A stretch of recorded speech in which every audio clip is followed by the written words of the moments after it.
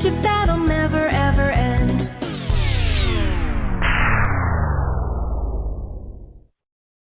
Run!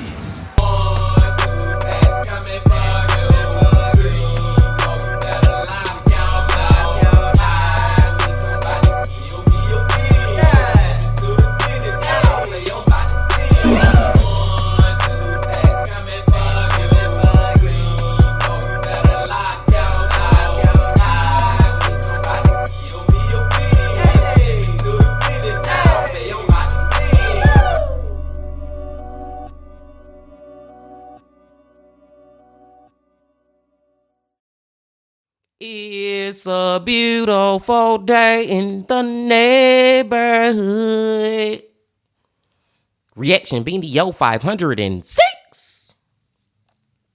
That in that neighborhood. My brothers and sisters, it is that time to get into another one of these true crime, horror, dark, deep, and mysterious what the is going on type of videos.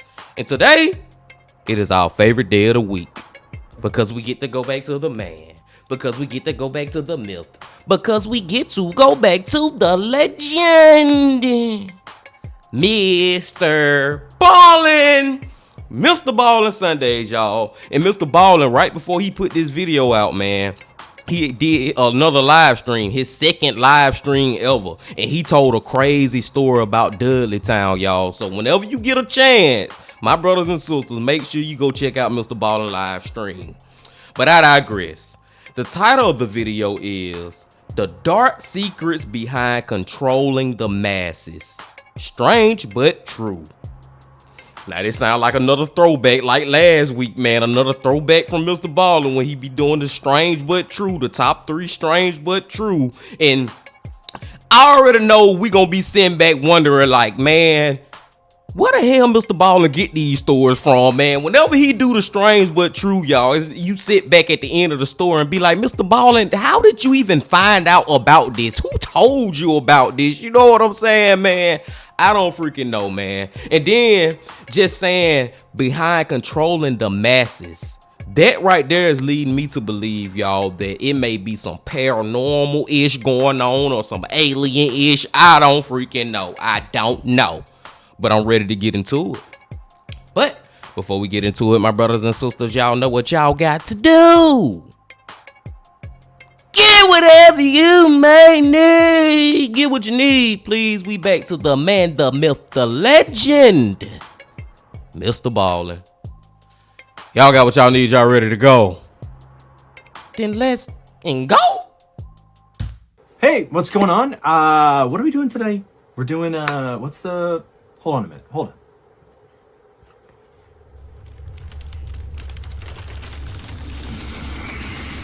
Feel the tower building. Today, we're going to cover 2 stories that are of the strange but true variety. But before we get into those stories, if you're a fan of the strange, dark, and mysterious delivered in story format, then you've come to the right place because that's all we do, and we upload once a week. Not 3, 4, 5 times a week. I know, but it's still pretty good. We're still doing it, okay? Still pretty good. So, if that's of interest to you, please install hidden cameras all around the Like Button's house, and then live stream those cameras to Facebook. Also, please subscribe to our channel and turn on all notifications so you don't miss any of our weekly uploads. Okay, let's get into today's stories.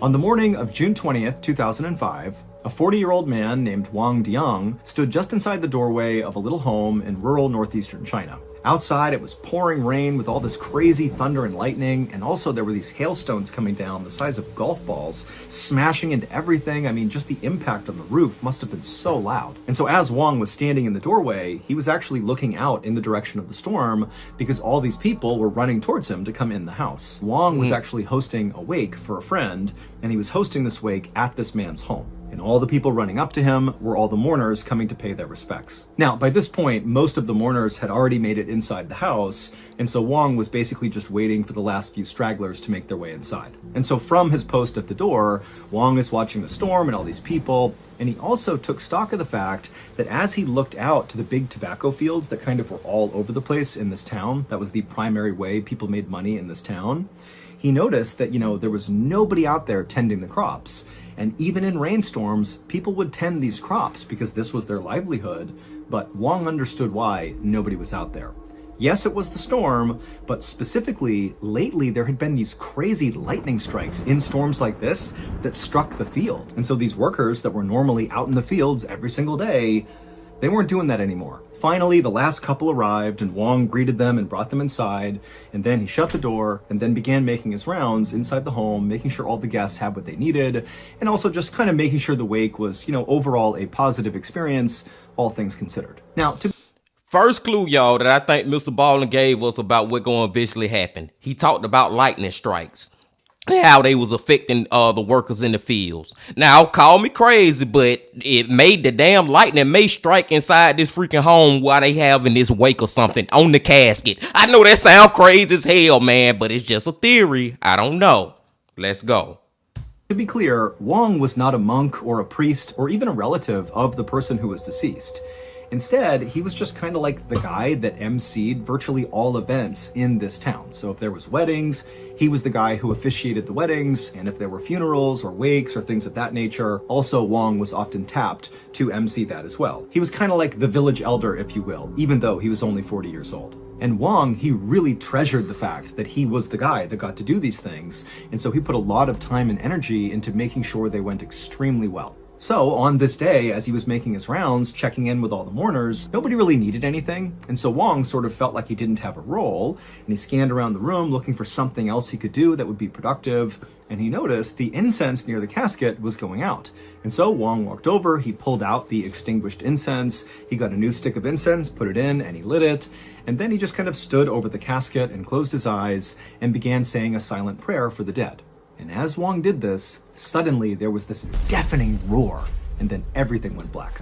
A few seconds later, that deafening roar faded, and it was replaced by the sound of all the mourners in the house basically screaming and trying to figure out what just happened. And so as people began kind of trying to size up the situation, they saw there was all this smoke near the casket and there was all these wooden debris everywhere. And then people looked up at the ceiling and they saw there was now a pretty good sized hole that had blackened char around the edges of the hole that was kind of smoldering. And then unfortunately, once the smoke really had kind of dissipated, Wong was laying right underneath this hole in the roof, and half of his head was gone. Oh! Very clear he was deceased. I called it, my brothers and sisters, and I was not sure about it. I really just threw it out there on a whim, and god damn it, it happened. Didn't take long for mourners to figure out what had happened. Wong had unfortunately been struck by lightning.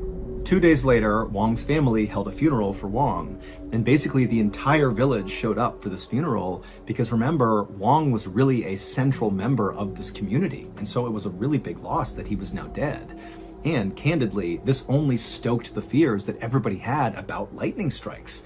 I mean, this was really becoming a huge issue. But after the funeral ended and Wong had been placed into a hearse and driven off to the crematorium to be cremated, the people at this funeral who were kind of making their way out began kind of talking a little bit more candidly about what had happened to Wong. I mean, it was obvious he was struck by lightning, but in this town, there was a lot of superstition around deaths like this, when it seems like how he died is almost like an act of God. I mean, how many people get struck by lightning? Even if you're scared of being struck by lightning, that is a very rare phenomenon, and everybody knew that. And so the mourners couldn't help but suspect that maybe Wong was not this incredible person that everybody loved. Maybe he had deep, dark secrets, and the way he was killed was like God's punishment, smiting him for the terrible things he was hiding. But I gotta say real quick too, y'all, I understand why people are thinking this, because man, come on, it's one thing to get struck by lightning. That's a one in a whatever millions of chance, right? But to get struck by lightning in a freaking house, That just make it a 1 in a trillion and something chance. You know what I'm saying, man? And like I said, y'all, I called it, man. I said the casket was gonna get struck, but the casket really ain't get struck. But Wong was right by the casket when the lightning struck. So it's like, dude, what in the hell? This one right here is just, and I thought that was gonna be the end of it. We just getting started, come to find out with MrBallen, man. He not even done with the story. But right now, like I said, I understand why those people thinking something else is going on with Wong. I understand where you be like, man, God really wanted you dead. You know what I'm saying? How in the hell this lightning go through a freaking house and strike this man? What are the chances of that? Let me calm my ass down and let's go. Nonetheless, the mourners who had just left the funeral followed tradition and actually walked over to the local crematorium where Wong would be cremated. Basically, it's the absolute final goodbye, and typically the family will stay there and wait for all the people to come by and pay their final respects, and then at that point the family hands off their loved one in their casket to the manager of the crematorium, and the cremation process begins. And so all that happens, all the mourners go to the crematorium, they pay their final respects, and then before long, Wong's family was brought inside the crematorium with the manager, and they were placed in this quiet room to kind of wait for this process to happen. And then the manager left them and went down the hall to the furnace room where Wong's casket was waiting for him. So the furnace room inside of this crematorium is basically like this big industrial space where in the middle is this huge, intimidating metal furnace, which is actually where, the bodies are slid in and burned until they're just ash. And so picture like the biggest oven you've ever seen with a big metal rectangular door and these rails that slide directly into this furnace, and the casket is placed on those rails and then kind of fed into the furnace.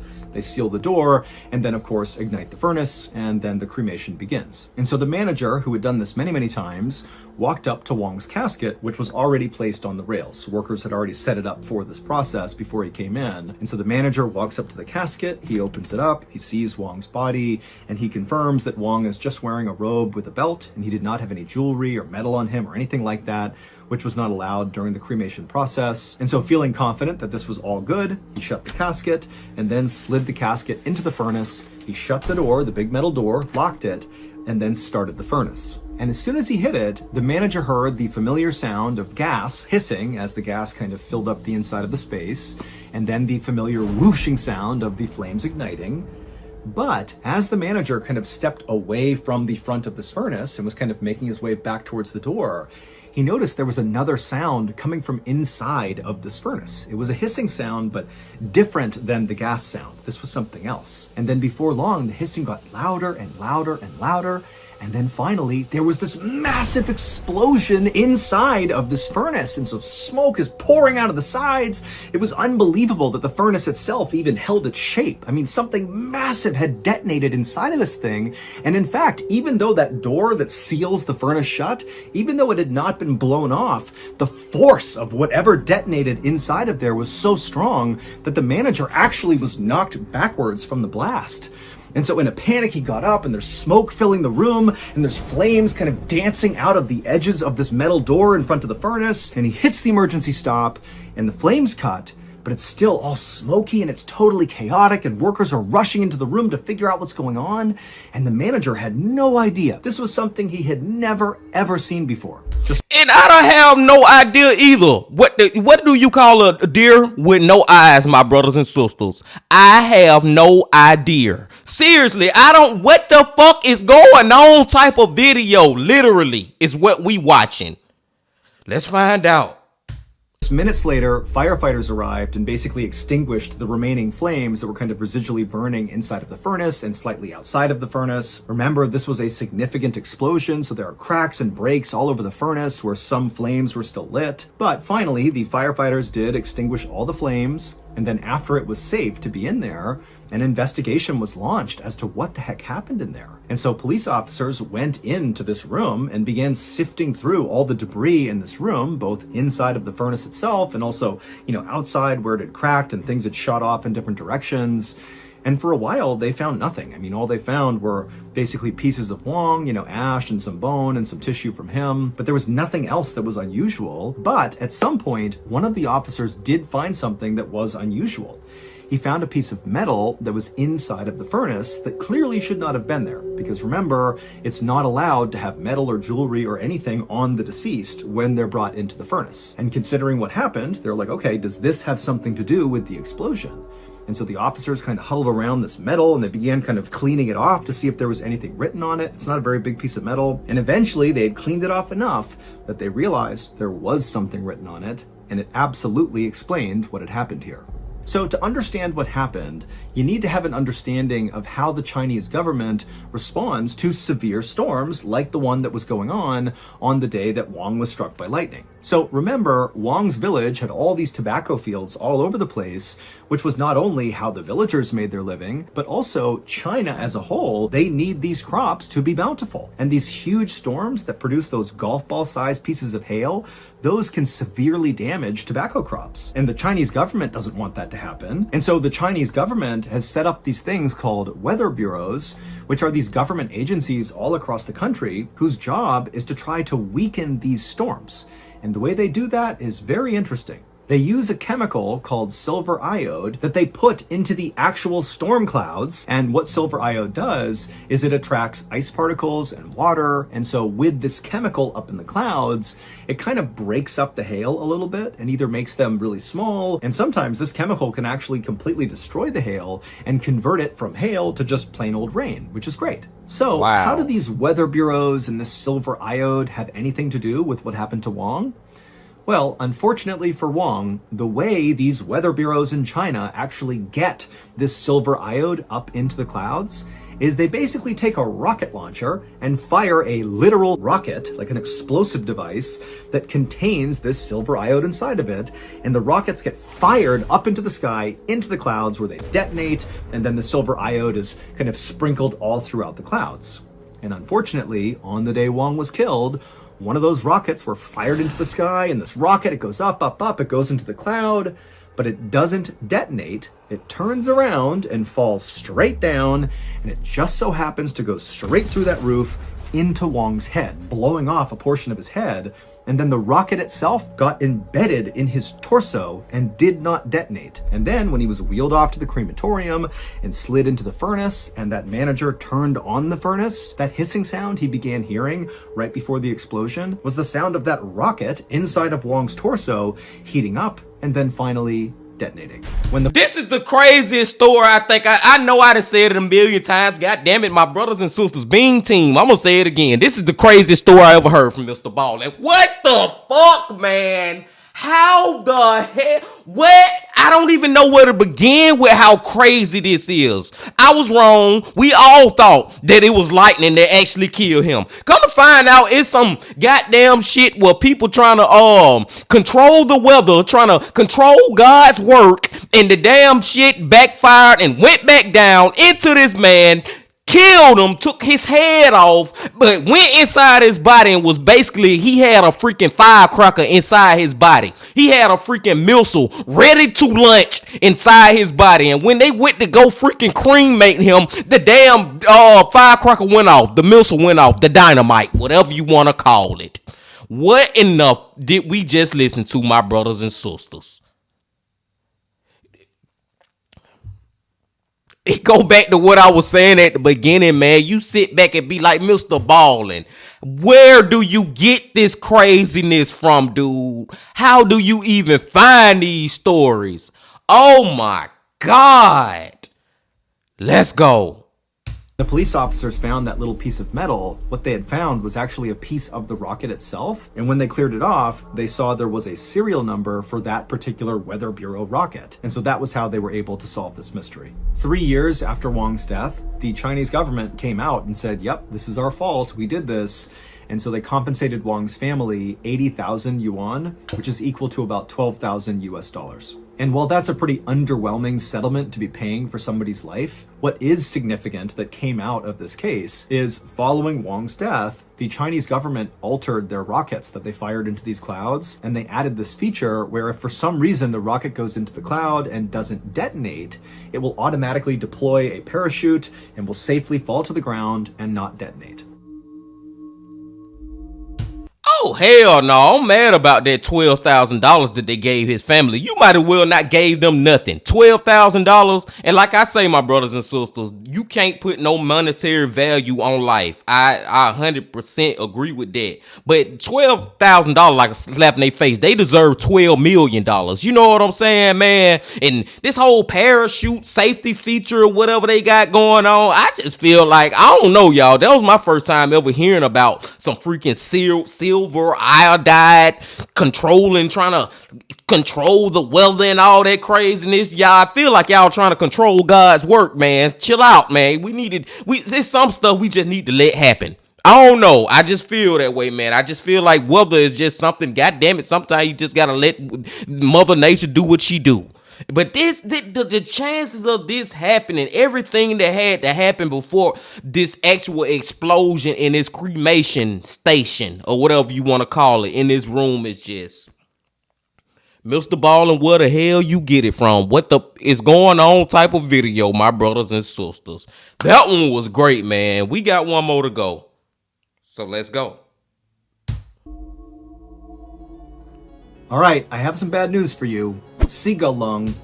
Hey, MrBallen talking about Seagull lung, man. Go check his live stream out earlier, y'all. Real talk. I hope MrBallen continue to do live streams because, like I said too, man, that was just his second one he ever did. Let's go right here. Merch before it's too late. Again, shopmrballen.com and get your Seagull Lung merch, which is your way of supporting Lung on his mission to destroy the like button. Enjoy. Let's go. Stealing a slice. On January 30th, 1989, two young men were working the afternoon lunch shift at a Domino's pizza restaurant in Chamblee, Georgia. Their names were Daryl Wilson and Sean Burnset. And most weeks, this shift that they worked together was really boring because virtually nobody came into the restaurant.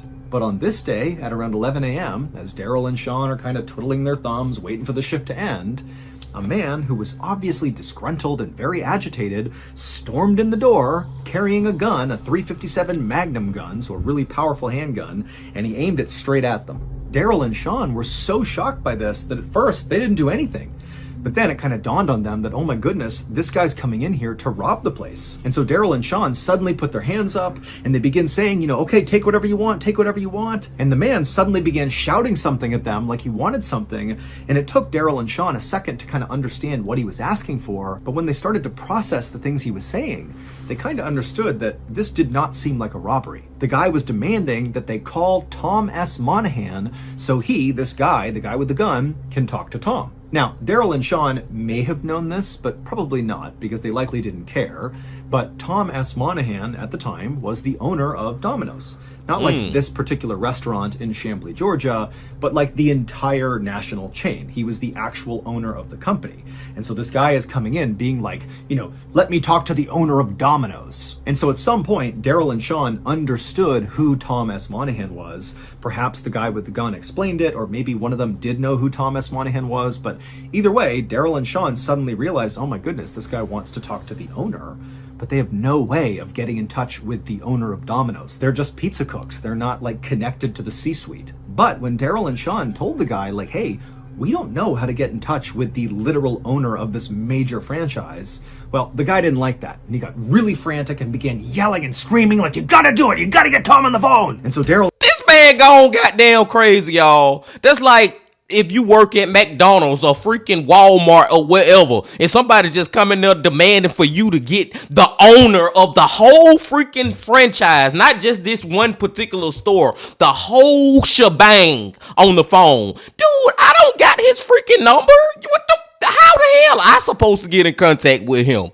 And one thing I want to say about Domino's, y'all, when I was little growing up, for the longest, man, I'll say for like my first 25-ish years on this earth, Domino's was freaking terrible. I hated Domino's. It was so freaking nasty. And then I don't know what they did, but they changed their recipe up. I don't know if it was the cheese or the bread or whatever they was using, but they changed it up. And now Domino's is banging. Domino's is good as fuck, y'all. I'm telling you, man. I know some of y'all know what I'm talking about, man. Like back in the day, Domino's used to just be at the bottom of the pizza tier list. You know what I'm saying, man? But now Domino's, hey, Domino's be hitting, man. Then they prices are good. But as far as this story, though, I'm getting a little hungry talking about freaking Domino's. But as far as this story, man, this man gone crazy. How in the hell I supposed to know who? Just like dude coming in the damn Apple store talking about I need to speak to the owner, Steve Jobs, rest in peace. But whoever the owner is now, man, I need to speak to him. How in the hell we supposed to get in contact with him?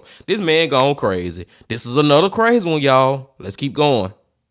And Sean are like, okay, and they grab the phone and they try to call their own boss because they don't know who else to call. And as they're calling their own boss, this guy fires 2 shots into the ceiling. So this is like a really high intensity situation that's escalating really quickly. But Daryl, who actually was the one on the phone, he did his best to stay calm, and when his boss got on the other line, he tried his best to explain the situation as quickly as he could, because he could tell, you know, this guy with the gun is very close to potentially shooting them.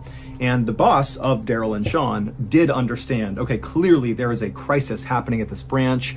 And when Daryl said, you gotta find a way to get Tom S. Monahan on the phone, like right now, well, his boss was like, I got it. And a few minutes later, Daryl's boss, who's still on the phone with him, was like, okay, I'm gonna patch you through. And then a second later, Tom S. Monahan hops on the phone and he's like, what's going on? And at this point, Daryl just handed the phone over to the guy with the gun and said, here you go, Tom's on the phone. And the man with the gun grabbed the phone, put it to his ear, and then began rattling off these totally bizarre demands. He wanted a white limousine to show up to the restaurant to be his getaway car. He wanted $10,000 in cash, and he wanted a copy of a science fiction novel about the Freemasons called The Widow's Son. And so Daryl and Sean, who are behind the counter witnessing this, they're hearing these demands, and it's clicking for them that clearly this guy is not mentally well. This is a guy who's totally unhinged, and who knows what's going to happen. After a few minutes on the phone, the gunman hung up and then told Daryl and Sean very calmly that now the 3 of them were just going to sit in this restaurant and wait for his demands to be met. And for the next 5.5 hours, that's what they did. Daryl, Sean, and the gunman, who just kept the gun aimed at Daryl and Sean, they just sat inside of this restaurant. And at the same time, you know, by this point, the police have been called, and they're completely surrounding this restaurant. And when the gunman came into the store, because this was a very slow day, there weren't any other customers or staff inside, so it really was just Daryl, Sean, and the gunman. And so it's a total standoff. But interestingly, for Sean and Daryl, who were right there with this gunman, they started to sense that this guy was not here to hurt them. He was really after Tom S. Monahan, and over those 5.5 hours, they were just sitting there with him with his gun aimed right at them.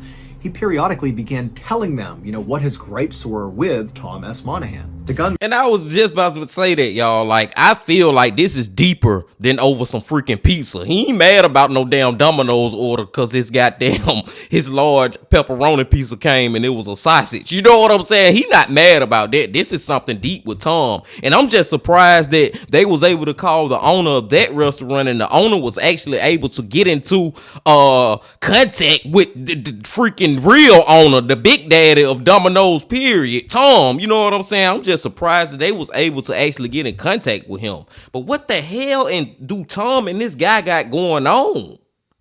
Men told Daryl and Sean that Tom was specifically targeting him, the gunman, and also Tom was secretly communicating with the gunman when the gunman didn't want to talk to him, almost like telekinesis or something. And also the gunman told them that Tom S. Monahan periodically will walk around his property at night, kind of creeping around, you know, scaring the gunman. And Daryl and Sean, you know, they're hearing these things and not believing any of it, but they were very empathetic and said, oh yeah, I can understand why that would be an issue. I can understand why you'd come in here and demand to speak to Tom S. Monahan. Yep, totally get it. And that was just kind of how the day was going. And then around 4:30 p.m., so they've been in there a long time by this point, the gunman told Daryl and Sean that he was really hungry, so they better go make him some pizzas. So Daryl and Sean just got up, they went in the back, they made 2 large everything pizzas, and after they were made, they put them in boxes and slid them across the counter to the gunman.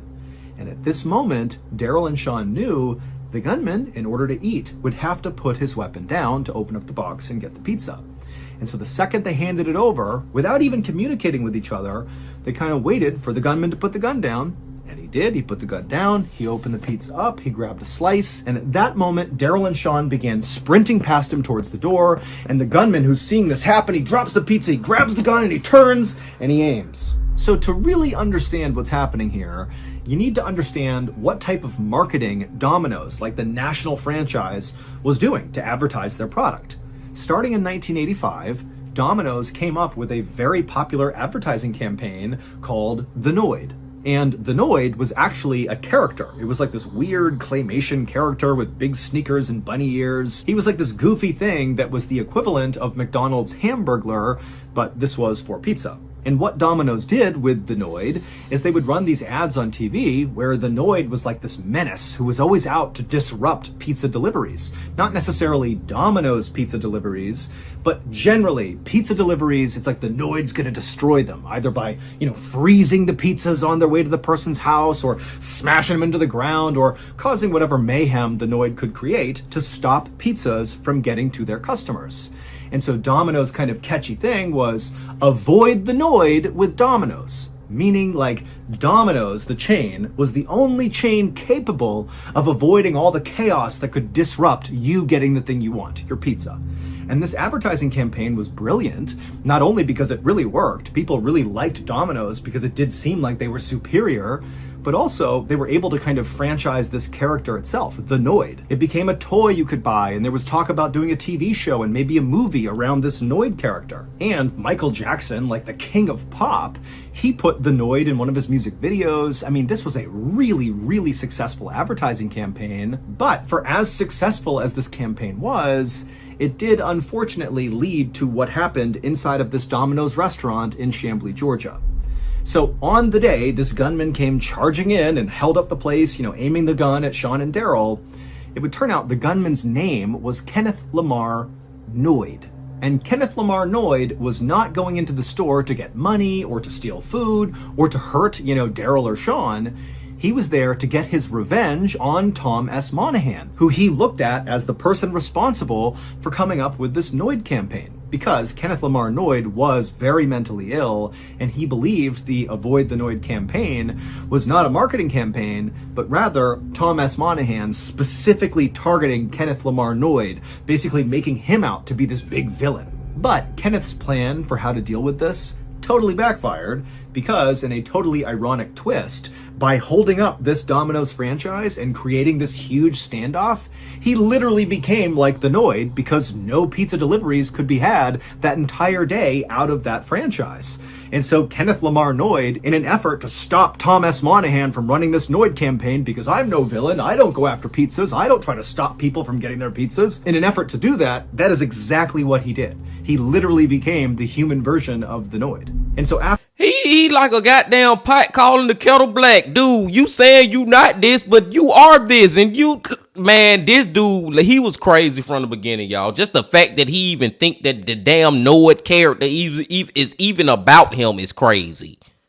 After Daryl and Sean made a run for it towards the door, Kenneth did grab his gun and he did aim it at the two men, and he even fired it a couple of times, but he missed, and Daryl and Sean were totally unhurt. In fact, nobody got hurt. All that happened is Kenneth Lamar Noid looked like the Noid, and he got arrested. However, instead of going to jail, he was sent to a psychiatric hospital. As for the actual advertising campaign itself, which was very successful, Avoid the Noid, well, it would not survive this total PR nightmare, and Tom S. Monahan canceled it immediately after Kenneth Lamar Noid was taken off. So in a weird way, Kenneth actually did sort of get his revenge. Avoid the Noid. Domino's Pizza delivers. Call now. Hey everybody, just a reminder. That is freaking crazy, my brothers and sisters. That man really thought that damn commercial was about him, man. Like, he ain't even funny. And this one of those rare cases where I do agree with him just instead of going to prison, him going to a psychiatric ward or whatever, to the crazy house. You know what I'm saying, man? I agree with that, man, because he really was off his freaking rocker, man. He thought that was really about him. And just going in that random freaking Domino's talking about, I need to speak to Tom, the man who literally owns the name Domino's, the franchise as a freaking whole. You know what I'm saying? And like I said, it was crazy, and luckily that he actually got in contact with him through the owner of that particular store. That was crazy enough, because a lot of these freaking owners out here, these local McDonald's or Walmarts or stuff that we go to, they at Best Buy, you name it, they don't have a freaking number to the man who owns Best Buy, period. You know what I'm saying? So just the fact that they got the number was crazy. But Nord, man, Jesus Christ, man, he just crazy. That's all I can say about him, dude. Like, wow. I'm glad that nobody got killed in this situation, because he was ready to kill him up about them goddamn commercials. Avoid the Nord, boy. He thought that whole cartoon character was all about him. Woo! In the first one, y'all, let's talk about the first one real quick before I let y'all go. What was the freaking first one, man? The first one. I just thought about it. Dude, the possibility of a freaking, all this stuff that happened, the whole event, like everything had to happen in order for us to get to this end point. This dude had to be standing right here in this particular spot where this freaking, what it's called, a silver iodide thingy, whatever, go up, come back down through the roof, hit him, knock his head off, go down up in his body, and just sits there until they ready to cremate him, and then it goes off. Like, dude, that is just some of the most craziness I ever heard from MrBallen, man. Like, where do you get these stories from, Bean Team? MrBallen, where do you get them from? Jesus freaking Christ, man. These two was great, y'all. This was one of those take us back to the old days, MrBallen, man, and I really freaking enjoyed it. But I digress. I'm gonna go and let y'all go now, man. We have been here long enough. But before y'all leave, please hit that like button, comment, subscribe, and do all that if you ain't did that yet. And come on back Tuesday. And I don't know where we gonna go, but best believe it's gonna be crazy. But until then, my friends, I also need y'all to remember this. Love, peace, and happiness. Stay safe. Don't stop. Keep going. Yeah.